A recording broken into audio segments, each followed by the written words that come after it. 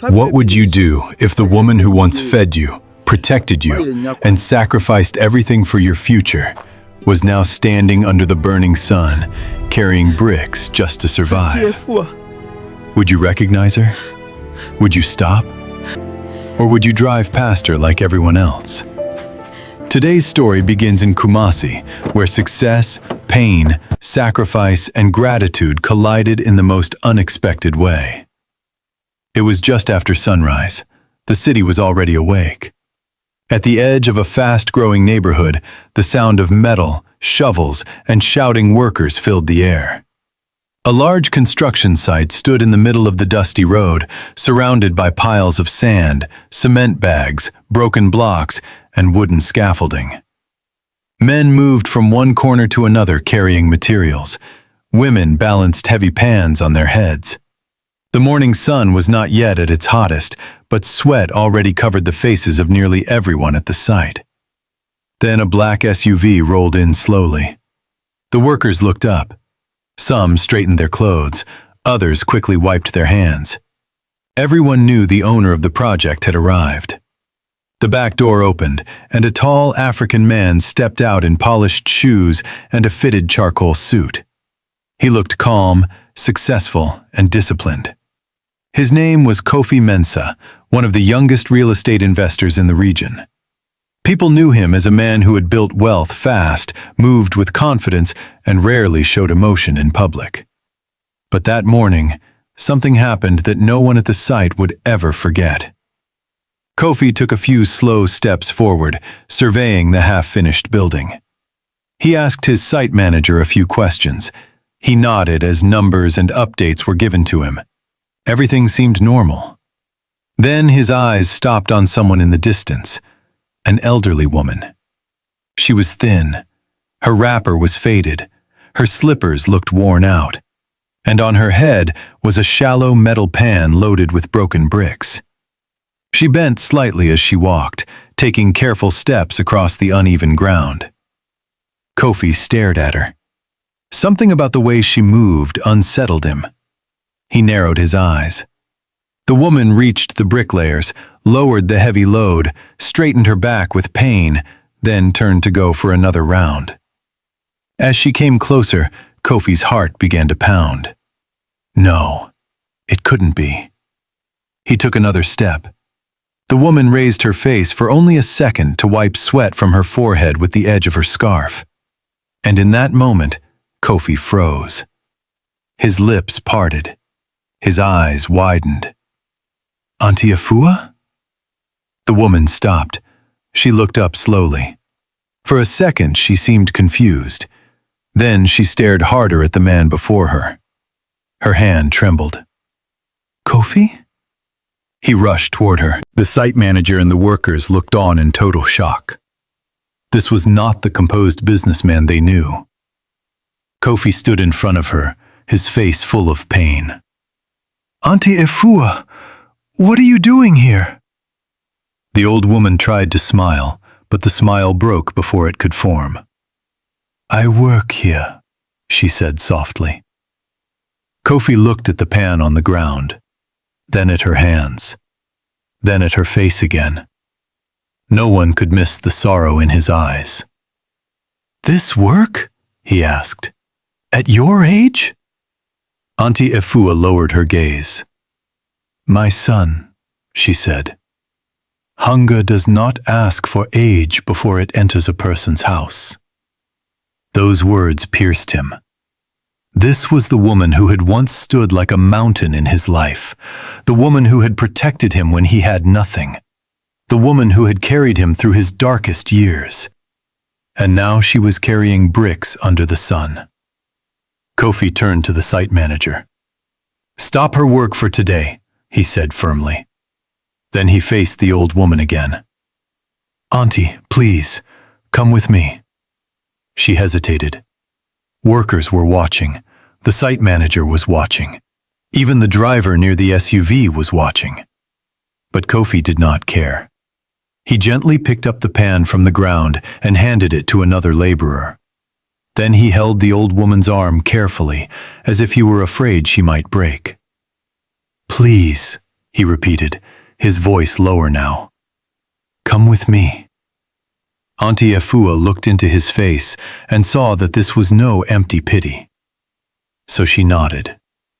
He led her toward the SUV, and as they walked, memories came rushing back into his mind like a flood he could no longer control. Years earlier, Kofi's life had looked nothing like this. He had not grown up with money. He had not grown up in comfort. He had not even grown up with both parents. When he was 7 years old, his father died after a brief illness. His mother did everything she could to keep him alive, fed, and in school. She sold tomatoes in the market during the day and roasted corn by the roadside in the evening. She was a fighter, but life was merciless. One rainy season, she fell seriously ill. She could not work. She could not stand for long. She could barely eat. Medicines cost more than she could afford, and the few relatives around offered sympathy but little help. That was when Auntie Efua stepped in. At the time, she was a seamstress with a small but respected shop in the community. She was not rich, but she was known for her kindness. She often helped widows, gave food to hungry children, and allowed struggling people to pay for clothes later. When Kofi's mother became weaker, Auntie Efua began bringing soup, medicine, and even school materials to the house. She would sit by the mat where Kofi's mother lay and whisper words of hope. But hope alone could not stop death. One early morning, Kofi woke up and found the compound strangely quiet. The neighbors were outside. Auntie Efua was sitting beside him. Her eyes were red. That was the day his mother died. Kofi did not fully understand what death meant, but he understood absence very quickly. The room became empty. The food became scarce. The faces around him became cold. People came after the burial, not to ask how he would survive, but to discuss the small room, the utensils, and what few things his mother had left behind. Everyone had an opinion. No one had responsibility. Some relatives said they were too poor to keep him. Others said a boy was expensive to raise. One woman even said taking him in would bring bad luck, because too much tragedy had already followed the family. Kofi still remembered that sentence. He also remembered who spoke next. Auntie Efua. "If no one wants him," she said, "then I will take him." That was how his second life began. Auntie Efua moved him into her home. It was a small place with only 2 rooms, but she made space for him. She fed him from what she had. She bought him sandals when his old ones tore. She woke him before dawn to study and taught him discipline, prayer, honesty, and gratitude. Whenever he felt ashamed because other children laughed at his patched uniform, she would hold his face and say, "Do not be embarrassed by where you are standing. Be focused on where you are going." Those words stayed with him forever. Kofi was brilliant in school. He loved books. He listened carefully. He asked questions. And every time a teacher praised him, Auntie Efua's face would glow with pride. But brilliance does not remove school fees. More than once, he was sent home because money had not been paid. More than once, Auntie Efua had to beg for more time. Some days she sewed late into the night with a lantern beside her, her eyes red from exhaustion, just to finish a customer's dress and collect enough money for Kofi's exam levy. When sewing work was slow, she sold fried bean cakes in the morning. When that was not enough, she washed clothes for wealthier families. When even that failed, she borrowed. But she never allowed Kofi to drop out. As the years passed, Kofi kept doing well. In his final year of secondary school, one of his teachers told him about an international scholarship competition. It was highly competitive, and only a handful of students would be selected across the country. Kofi was afraid to apply. What if he failed? What if he got selected and still could not travel? What if dreaming bigger only led to deeper disappointment? But Auntie Efua refused to let fear win. "This is your door," she told him. "Knock on it." So he did. He studied like a man chasing oxygen. He borrowed past questions. He practiced essays. He stayed awake when others slept. And when the results finally came out, his name was there. He had won. The neighborhood celebrated. Teachers rejoiced. Even people who had ignored him before suddenly remembered his name. But victory revealed another problem. The scholarship covered tuition, yes, but not everything else. Travel documents, flight arrangements, processing fees, winter clothes, and first arrival expenses all needed money. Money Auntie Efua did not have. Still, she did not tell him to give up. Instead, she made a decision that would later destroy her own comfort. She borrowed against her sewing shop. It was the only meaningful asset she had built over the years, but she used it as collateral because she believed Kofi's future was worth the risk. "Go," she told him. "Do not look back because of me." The day he left for Europe, she packed him rice, dried fish, and handwritten prayers folded inside his bag. At the airport, she smiled bravely. But when he turned after the final checkpoint, he saw tears on her face. That image never left him. Life abroad was not easy. Kofi worked long hours while studying. He cleaned offices at night, stacked shelves on weekends, and slept too little for too many years. Still, he held on to the lessons she had given him. Save, endure, stay humble, and never waste an opportunity. After graduation, he got a job in property finance. Later, he started investing in small renovation projects. One property became two. Two became six. Eventually, he came back home with enough capital to launch his own real estate company. He tried to contact Auntie Efua immediately. At first, her number rang. Then it stopped going through. He asked old neighbors, but many had moved.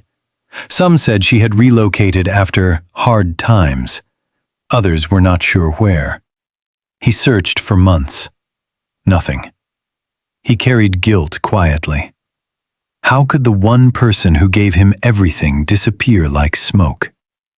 And now, after all those years, here she was, in his own construction site, carrying bricks. The SUV drove through the city in silence. Auntie Efua sat carefully in the back seat, still overwhelmed. She kept glancing at Kofi, as if she feared he might vanish if she looked away too long. Finally, he spoke. "Auntie, how did life become like this?" She looked out the window first before answering. "It did not happen in one day," she said. And slowly, painfully, the story came out. After Kofi left, things became harder than she had expected. She continued sewing, but her health was not as strong as before. Fabrics became more expensive. Customers delayed payment. Debts began to pile up. Then a flood damaged part of her shop and ruined several clothes she had already been paid to deliver. Customers demanded refunds. She borrowed to settle them. Not long after that, thieves broke into the shop one night and took her machine, cash, and finished pieces. That loss pushed her to the edge. The lenders began pressuring her for repayment. She tried to manage, but interest grew fast. Then her landlord increased the rent. She sold some household items, then more.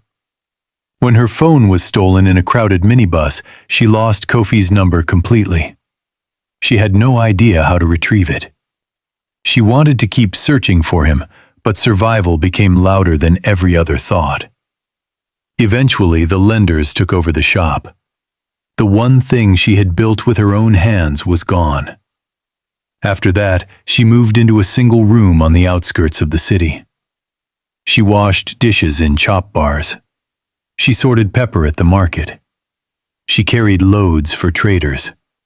And when those jobs became irregular, someone told her there was daily labor available at a construction site. So she took it. Kofi's jaw tightened as he listened. He did not interrupt, but his heart burned with a mixture of sorrow and anger. Sorrow for what she had suffered, anger that she had suffered it alone. When they arrived at his house, the gate opened automatically. Auntie Efua stared in silence as the SUV rolled into a wide compound lined with trimmed hedges and clean stone paths. Kofi stepped out quickly and opened the door for her. "This is your home now," he said softly. She looked at him in disbelief. Inside, he asked one of the house staff to prepare warm water and food. He told another to call his doctor for a general checkup. Then he sat down in front of Auntie Efua like a son, not a businessman. For a long moment, neither of them spoke. Then Kofi knelt. The old woman gasped. "My son, what are you doing?" But he stayed there. His eyes were wet now. "Forgive me," he said. "Forgive me for not finding you sooner." Auntie Efua shook her head immediately. "No, never say that. You owe me no apology." "I do," he insisted. "While I was building a life, you were breaking your back to survive." She leaned forward and touched his shoulder. "And while I was struggling," she said, "I was thanking God that you had made it." That broke him completely. He bowed his head. That evening, after she had eaten and rested, Kofi made calls. Not ordinary calls, serious calls. The next morning, he took action. First, he sent a team to locate the old records of Auntie Efua's seized sewing shop. By afternoon, they found the lender. By evening, the debt details were on his table. The amount that had swallowed years of her peace was, to him now, a number he could clear without blinking. And he did. But he did not stop there. He instructed his legal advisor to repurchase the exact shop space if possible. If not, they were to secure a better storefront on the same road. He asked his operations manager to furnish it with brand new industrial sewing machines, shelves, fabrics, chairs, mirrors, backup power, and a fresh signboard. He also arranged something else, something Auntie Efua did not expect. 3 days later, he told her he needed her to dress nicely because they were going somewhere important. She assumed it was a church Thanksgiving. She was wrong. Kofi took her to a newly renovated commercial plaza, one of his own properties. People were already gathered there. A few local businesswomen stood under a canopy. Some media people were present. Even community leaders had come. Auntie Efua looked confused. "My son, what is all this?" Kofi smiled gently. "It is for you." He led her to the front of a beautiful new shop with glass doors and gold lettering. The cloth was removed. The name on the sign appeared. Efua Stitches and Design House. The old woman covered her mouth with both hands. She could not speak. Tears rushed down her face. Kofi turned to the crowd and spoke into a microphone. "This woman," he said, "is the reason I am standing here today. When I had no father, no mother, no protection, and no future that anyone believed in, she chose me. She fed me, educated me, disciplined me, and sent me into the world with courage. If I call myself successful and forget her, then I am a failure." The crowd went silent. Some people were already wiping their eyes. Kofi continued, "This shop belongs to her, fully paid, fully equipped. And beyond this, I am setting up a monthly support fund for elderly women in our communities who have been abandoned after sacrificing for others." There was applause, loud applause. But Auntie Efua heard almost none of it. She was staring at the shop, at the machines, at the folded fabrics, at the light, at the dignity that had been returned to her. She turned to Kofi, her voice shaking. "My son, this is too much." He shook his head. "No, Auntie, it is still too small compared to what you gave me." She began to cry openly, and in front of everyone there, she pulled him into a long embrace. The cameras captured it. The crowd cheered. But what mattered most was not the applause. It was the healing. In the weeks that followed, Auntie Efua's health improved. She no longer woke up before dawn to carry loads for strangers. Instead, she sat in her new shop, trained younger girls in sewing, and smiled more than she had in years. Kofi visited often, not as a benefactor, as a son. Sometimes he would sit quietly and watch her work. Other times he would bring her fruit, medicine, or simply stories from his day. One afternoon, she looked at him and said, "Do you know what makes me happiest?" He smiled. "What?" "That I did not suffer for nothing." Kofi held her hand. "No," he said. "You planted into good soil." She laughed softly through tears. Months later, during the official launch of his housing foundation, Kofi shared her story again. This time, not as a secret pain, but as a public lesson. He told the audience that success without gratitude is emptiness wearing expensive clothes. He told them that many people rise because someone else knelt. He told them never to forget the hands that once lifted them. And every word was true. Because on a dusty morning at a construction site, wealth had met sacrifice face to face, and gratitude had finally come home. So, if someone once stood for you when nobody else did, do not wait too long to remember them. Do not wait until their strength is gone. Do not wait until life has humbled them in silence. Find them, honor them, lift them if you can. Because sometimes the greatest proof of success is not the car you drive, the house you build, or the money in your account. Sometimes it is how faithfully you remember the person who once believed in you when you had nothing. If this story touched your heart, let me know in the comments. Could you ever forget the person who raised you? And if you believe gratitude still matters, share this story with someone who needs to hear it. Thank you for listening.